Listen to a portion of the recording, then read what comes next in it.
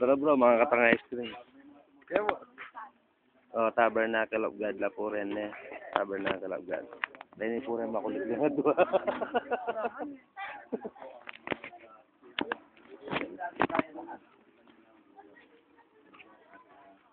Ito po ay, ito po mga regalo nito ay patunay sana ang nasa isipan natin yung lang po yung nandun sa konting pinapay, kape. Huwag lang po yun sana pero alalahanin natin na pagka ganito po, ibig sabihin niya, naalala kayo ng Panginoon, di po ba?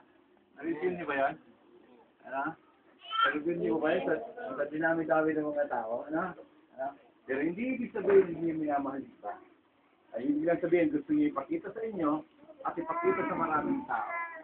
Ang Diyos ay nasa isipan niyo kayo. Naalala kayo. So, kaya ito po ay hindi lamang naman sa mga ganitong bagay.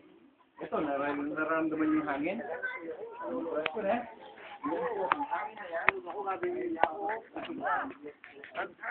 Ay, di kayo namimigay ah.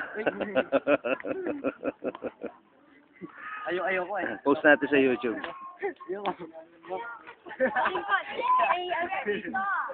Ayaw ko eh. Sama ako dito.